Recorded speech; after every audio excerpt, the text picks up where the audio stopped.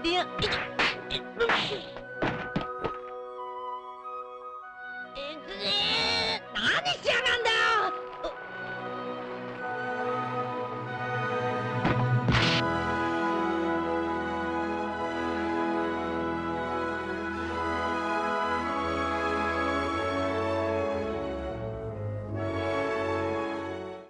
A primeira página, a primeira cena e a primeira frase em todas as adaptações de Hokuto no Ken diz: no ano de 1990X, o mundo foi envolvido pelas chamas nucleares. Essa é a premissa de Hokuto no Ken, ou o Punho da Estrela do Norte, como é conhecido aqui no Ocidente. Porém, perceba que mesmo quando eu digo que ele é conhecido por Punho da Estrela do Norte aqui no Ocidente, talvez nenhuma memória venha à sua cabeça.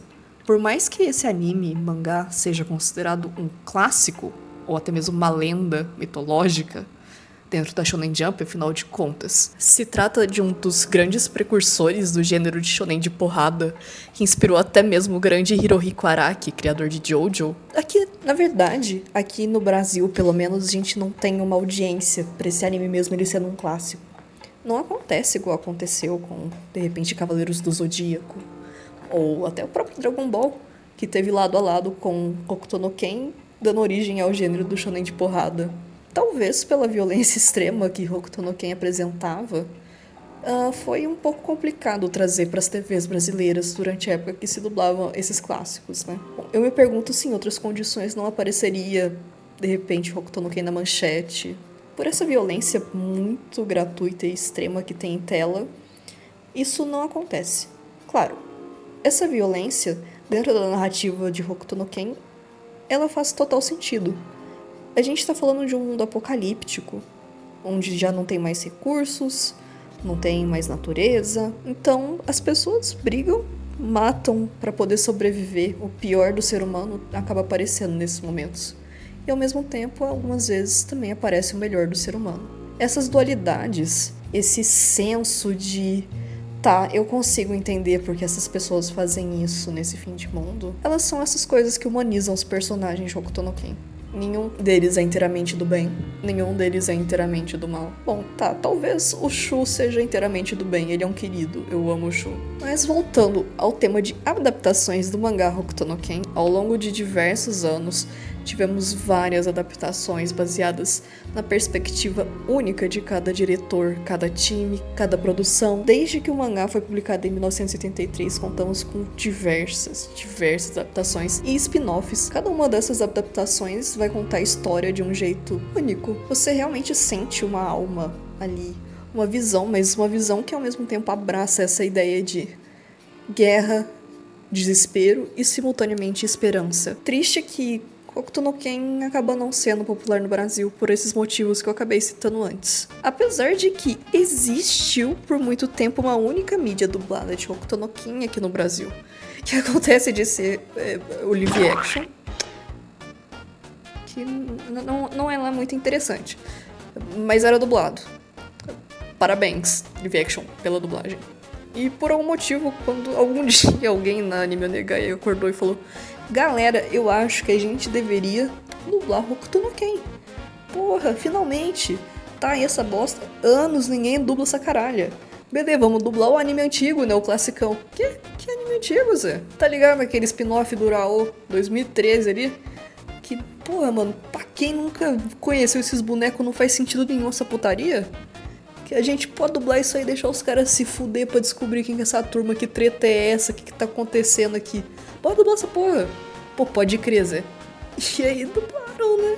Inclusive a dublagem é muito boa. Eu ri muito quando eu percebi que o Jusa e o Hyuga, que são irmãos na história, são dublados por irmãos de fato, né? No caso, o Alexandre e o Eduardo Drummond. Mas mesmo assim, tanto pela dublagem meio inesperada e uma divulgação não muito forte, fora o fato de que talvez não seja a melhor forma de introduzir alguém ao universo de Hokuto no Ken através logo desse spin-off de um personagem que demora muito a aparecer na história original. Mesmo que ele seja mencionado várias e várias vezes, talvez não seja a melhor ideia. Eu acho que se eles quisessem de fato introduzir as pessoas ao universo de Hokuto no Ken, uma opção bem viável seria o próprio filme de 1986. Ele é um filme muito bom. O filme de 86 reconta a história de Hokuto no Ken, adaptada para um filme, por mais que não siga 100% o mangá. O filme ele ainda é uma ótima forma de introduzir as pessoas ao universo de Hokuto no Ken. Afinal, o universo da obra tá presente. O que não tá presente ali é a narrativa que a gente tem no mangá. Não que isso desqualifique o filme. Pelo contrário, esse filme é excelente. Ele tem um dos finais mais bonitos possíveis pra um filme. Eu recomendo bastante. Com uma animação muito fluida e uns efeitos muito legais. Se tem uma coisa que o Hokuto no Ken se destaca quando se trata de animação, são os efeitos visuais. Inclusive, até a arte do próprio mangá tem diversos efeitos super legais. E eu acho praticamente revolucionário, tal qual a maioria deles são até referenciados pelo Araki em Jojo. Você vê muito na parte 1 e na parte 2 o quanto o Araki bebeu de Hokuto no Ken. E eu não julgo ele, nenhum. E daí que a cena que o Jonathan encontra o Dio depois que o Dio virou vampiro é uma cópia exata, quadro a quadro, de quando o Kenshiro encontra o Shin. Cara, isso é cinema. É isso que a gente gosta, de loiro filho da puta, o cara de cabelo preto deprimido brigando. É isso. Mas visto que as tentativas de trazer uma fandom, uma fanbase, pra Hokuto no Ken aqui no Brasil não foram, bom, muito funcionais, eu gostaria de tentar por mim mesmo. Pelo meu amor a essa obra, pelo quanto eu realmente adoro Hokuto no Ken. E o quanto eu sou agradecido, já que, tipo, Hokuto no Ken de fato salvou minha vida. Num momento muito difícil, eu acabei topando com essa obra e ali eu senti o quão poderosos são esses universos fictícios, essas literaturas, essas obras, esse cânone, por assim dizer. Porque, cara, até mesmo um shonen super absurdo de um cara que tá usando acupuntura pra bater num trem, ele foi capaz de me fazer chorar. Ele foi capaz de me dizer que tá tudo bem. Tem momentos ruins. E a gente pode lidar, a gente só tem que perseverar. E nesse sentido de perseverança, eu gostaria de tecer ao longo desse vídeo alguns paralelos entre Hokuto no Ken e a Odisseia. Essa é a minha primeira vez gravando um vídeo de fato mais longo e roteirizado, apesar de ser um roteiro bem...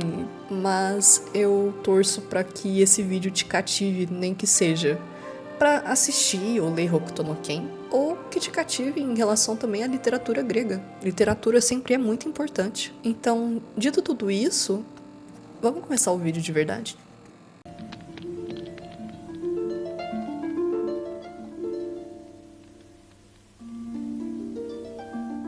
Como eu já citei anteriormente, Hokuto no Ken é um mangá criado por Tetsuo Hara e Buronson. Hokuto no Ken vai contar a história de um mundo desolado e apocalíptico após uma guerra nuclear. E a gente vai acompanhar o Kenshiro, que ele é um homem que tá vagando no deserto, desolado, desidratado, desesperançoso, em busca do amor dele. Ele já não tem mais um lar físico pra voltar, mas o coração dele ainda tá preso à antiga esposa dele. A Yuria, a esposa do Kenshiro, melhor dizendo, né, perdão, ela é a noiva dele. Ela foi tirada dele à força quando o suposto melhor amigo do Kenshiro, Shin, claramente, né, o loiro. Como não falta talarico nessa porra, eu juro, não existe anime com mais talarico que essa desgraça. Não existe. Puta que pariu. Tem tanto talarico, fica de olho igual urubu na Yuria. Que coitada dessa mulher.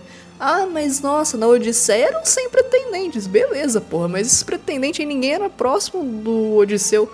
Agora aqui, Hokuto no Ken, até os irmãos do cara quer pegar a mina dele, pelo amor de Deus.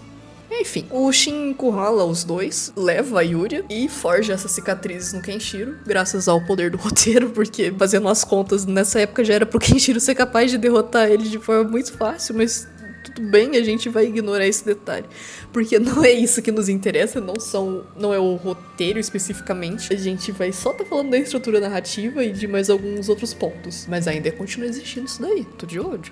Quando a gente vai falar da premissa de Odisseia, creio eu que todo mundo saiba que é cântico, né, uma epopeia escrita por Homero. A Odisseia, tecnicamente, ele se passa 10 anos depois da Ilíada. Aí o Odisseu tá lá na puta que o pariu, vivendo ali com a mina tentando se aproximar dele de forma indevida, sendo que ele é casado. Enquanto isto, nas terras de Ítaca, onde Penélope, a esposa de Odisseu, tá tá ali esperando pela volta dele, que ela sabe que ele não morreu. Porém, todo mundo em Ítaca crê que o Odisseu está morto.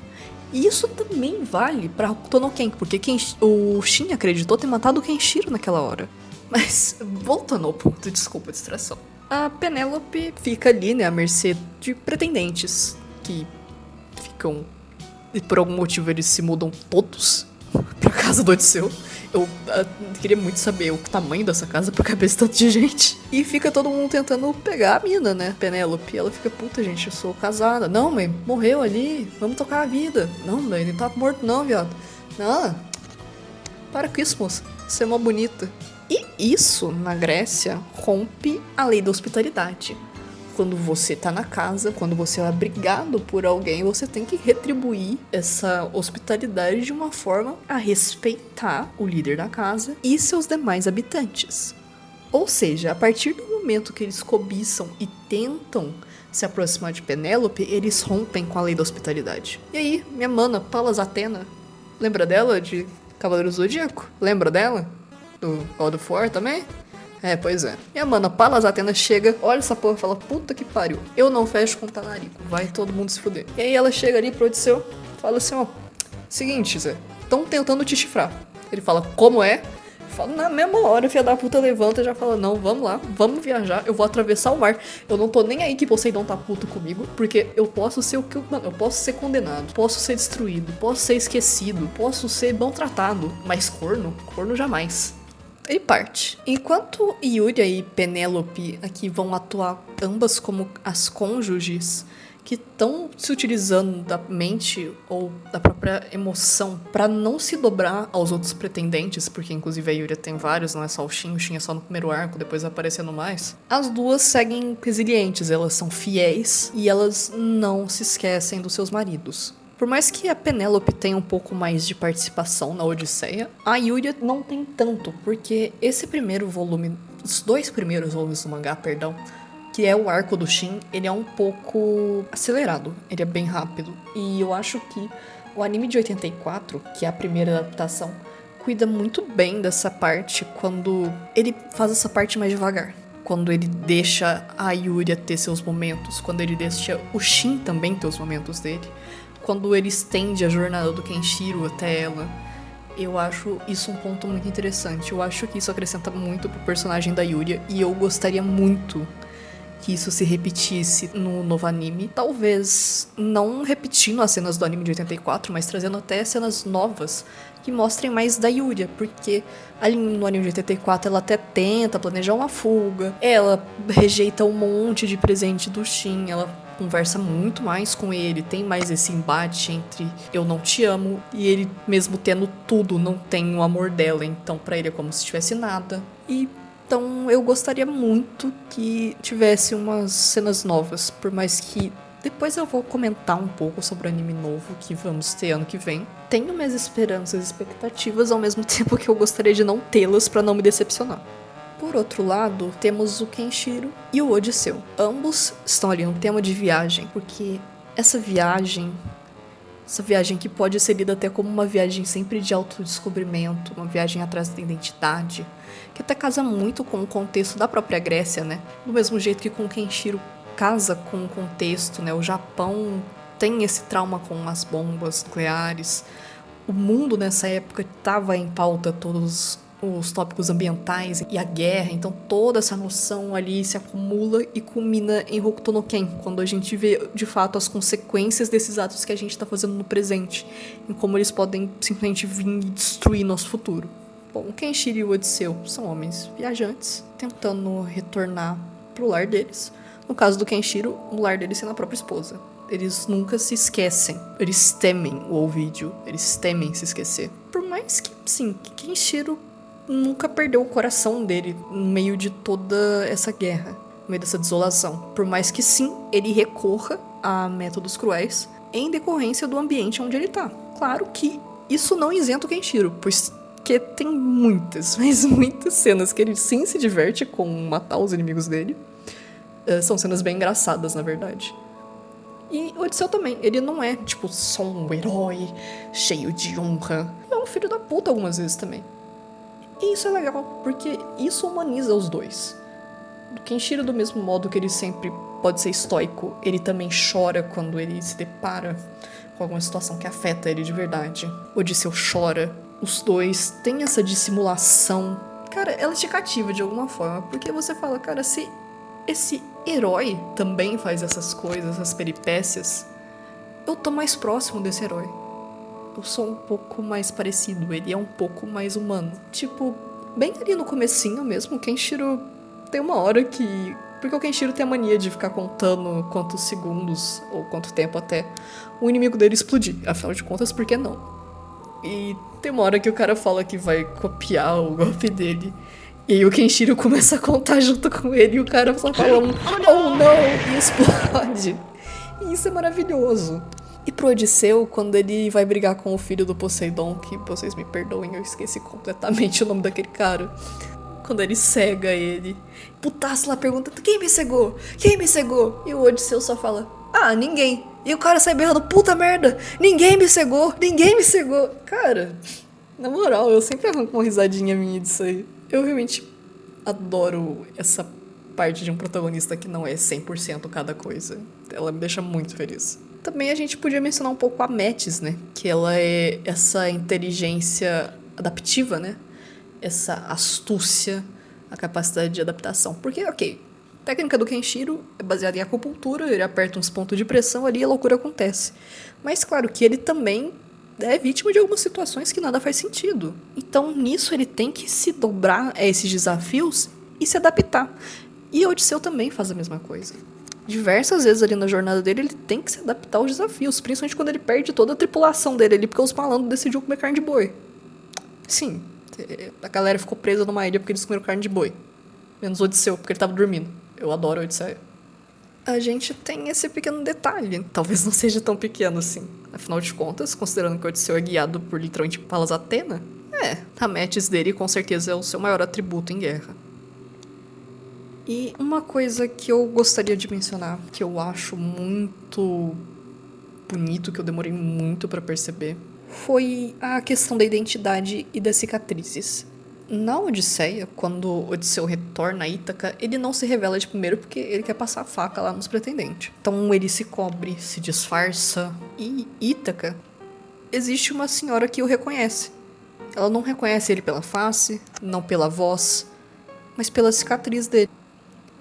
E nunca me passou por muito tempo assim assistindo Hokuto no Ken, mesmo que tanto exclamem, tanto gritem que este é o homem das 7 cicatrizes, e às vezes esse epíteto dele acaba sendo mais forte do que o nome Kenshiro. Eu demorei tanto a perceber que a identidade, aquilo que dá a sensação de ser ao Kenshiro, é justamente a dor dele. É simplesmente um trabalho magnífico. É sutil, ele foi berrado na minha frente várias e várias vezes. E eu demorei muito a perceber esse valor. O quanto é bonito ver que é a dor que molda ele. Porque ele chora, ele sente. Mas essa dor não enfraquece ele em momento nenhum. É essa dor que torna ele forte. Então, eu acho que por tudo isso, esses pequenos paralelos, que eu acho digno sim chamar Hokuto no Ken de uma odisseia, de um épico, de uma epopeia. Mesmo que ela não tenha um final feliz, 100%, mesmo que ela carregue muita dor, é um puta anime, é um puta mangá. Eu até me emociono um pouco falando disso agora. E também é por isso que é tão importante a gente ler. Porque a partir do momento que a gente pega esse repertório a mais, a gente volta em coisas que a gente já conhece e a gente vê com outros olhos. E é lindo isso. Talvez por isso eu inclusive gostaria de adicionar que, como um fã de animes, mangás e todo esse universo, eu acho que a maior dica que eu posso dar pra vocês é leia. Leia o mangá que vocês dizem ser fãs. Mas não leiam tipo, ai, nossa, tem isso aqui escrito nos quadrinhos.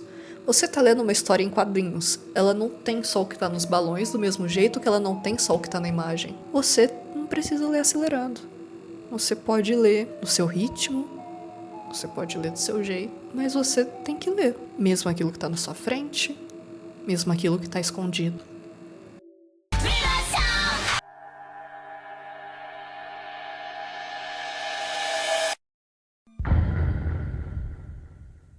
Passando dessa parte mais séria, eu gostaria de mencionar que para 2026 a gente vai ter um anime novo de Hokuto no Ken, que é em comemoração aos 40 anos da obra, que sim, está atrasado. E depois de pelo menos uns... Se eu não me engano, o último anime que tivemos de Hokuto no Ken foi em 2015, que foi um spin-off de comédia. Então, assim, o que eles liberaram pra gente foi um PV e um mini videozinho com as vozes dos irmãos Hokuto. Inclusive, eles incluíram o Jag, algumas vezes eles não incluem o Jag. Eu odeio o Jag, mas vamos ser sinceros. Tem que estar os irmãos certinho ali de Hokuto. Por mais que eu odeie o Jag, tem que estar certinho ali. Inclusive, o Ataru Takagi no Jag é uma aposta muito certa. Fico feliz com isso. Ao mesmo tempo que eu não tô muito animado pra esse anime, não. Eu achei a princípio que o anime ia ser só os 2 primeiros volumes do mangá, né? Ou seja, o arco de Southern Cross, que é o arco do Shin. Eu vou tentar separar os arcos, se algum outro dia eu mencionar Hokuto no Ken novamente. Eu vou separar os arcos pelo nome dos personagens mais, abre aspas, relevantes deles. Ou seja, a galera do Nanto. Sim, é Hokuto, Nanto, a Estrela do Norte, a Estrela do Sul, blá blá blá blá blá. E não tá tendo alerta de spoiler porque puta que pariu, tem 40 anos a obra. Se eu tiver que colocar alerta de spoiler nisso aqui, vai ter que pôr alerta de spoiler na Bíblia. Eu não vou poder falar, ai nossa, Jesus morre. Por que eu digo que eu talvez não esteja tão empolgado por esse anime? Nossa, tá tantos anos sem receber nada e você não tá empolgado? Não, eu não tô. Porque, sim, um grande marco de Hokuto no Ken são justamente os efeitos visuais, o cenário devastado, os personagens ali que, pô, apesar de toda aquela mutreta ali, eles ainda têm uma cor vibrante. Pô, os caras brincavam com a célula de animação, eles rasgavam, pintavam por cima. Um negócio muito legal. E aí, vendo esse PV novo, a gente recebe uma animação em CGI, que vamos concordar primeiramente. Uma animação em CGI não é um sinônimo de uma má animação. Temos diversos animes e obras em CGI que são lindos. Hoseki no Kuni, que inclusive tem a mesma abreviação que Hokuto no Ken, então é terrível escrever HNK, porque eu não sei se eu tô falando de Hokuto no Ken ou Hoseki no Kuni. A gente tem Beastars, Dragon Stampede, o Estúdio Orange em si é um grande exemplo. Não é algo ruim que esteja sendo feito em CGI, considerando inclusive o próprio traço do Buronson, que ele é sólido, pra dizer o mínimo. Só que a mobilidade e a fluidez do trailer não estão me comprando nem um pouco. A partir de agora que eu vou dizer que a opinião pessoal, tá? Não é uma análise 100% desprovida de juízo de valor. Não, aqui eu tô atribuindo o meu juízo de valor mesmo como um fã. Pra você que talvez não conheça a obra, queira saber a visão de alguém que consome Hokuto no Ken faz tempo, nossas expectativas pra poder se basear e fazer uma balança. Uma animação em CGI não seria ruim. Quando eles divulgaram a primeira imagem, eu pensei, ok, vai ser um CGI. Talvez eles possam fazer igual nas primeiras aberturas de Jojo, que é um CGI muito legal. Se eles fizerem tipo um anime inteiro disso, eu acho que fica super bacana. Aí saiu o trailer. Super apagado, não tem cor nenhuma. A gente mal vê os cenários. Os bonecos se mexem igual o Berserk 2016. Sim, eu tenho traumas. Mas vamos tentar ter um pouco de esperança, né? Pô, a gente já esperou uma cota. Talvez o trailer tenha sido feito separado do anime, se Deus quiser. Talvez venha alguma coisa legal ali, né? Até porque pelo PV ali a gente só consegue ver os primeiros episódios. Eu consegui identificar pelo menos uns 12 capítulos do mangá? Não, eu não achei a parte daqueles soldados estranhos da boina vermelha. Mas tem os principais generais do Shin. O Shin aparece muito brevemente, né? Inclusive, a princípio, eu tive essa impressão, né, que seria só o arco do Shin. Mas agora, como eles divulgaram o elenco de voz dos irmãos Hokuto, eu creio que talvez eles adaptem sim o mangá completo. Eu só não tenho esperança 100% de que eles vão fazer Hokuto no Ken 2. Sim, o bagulho é tão bom que tem o 2. Eu adoro minha vida. Inclusive, quando a gente pega a estrutura de Hokuto no Ken e Hokuto no Ken 2, a gente tem perfeitinho a Elida, a telemaquia ali no comecinho de Hokuto no Ken 2, quando a Lin e o Bart saem pra procurar o Kenshiro, igual o Telemaco sai procurando o Odisseu. E o Hokuto no Ken 2 com a própria volta pra casa. Os spin-offs de Hokuto no Ken, recomendo todos, são todos excelentes, cada um é feito por um artista diferente e focado em um personagem diferente. É muito legal de ver, assim, a visão que cada um deles tem daqueles personagens, ver o que traz pra trama, dá uma profundidade a mais. Tipo, porra, eu odiava o Jag, mas o spin-off dele, eu acho, assim, de uma crueza que explora muito bem esse aspecto do personagem. Mas é isso, né? Mesmo com uma visão um pouco mórbida de que esse anime de 2026 não seja tão atrativo para fãs novos, eu continuo esperançoso. Porque, poxa, bom, um reboot é interessante para trazer pessoas para um negócio antigo. Mas o negócio antigo continua existindo e ele continua sendo bom também. Eu recomendo, são... Se eu não me engano, agora eu tô de cor, tá? Não tô olhando nada. Acho que são 123 episódios, 43 sendo Hokuto no Ken 2 e o resto ali é toda a primeira parte de Hokuto no Ken. São diversos arcos muito legais, inclusive, e dentro de cada arco a gente vê coisas super legais, a gente vai pra cidades diferentes, porque, como eu falei, é viagem.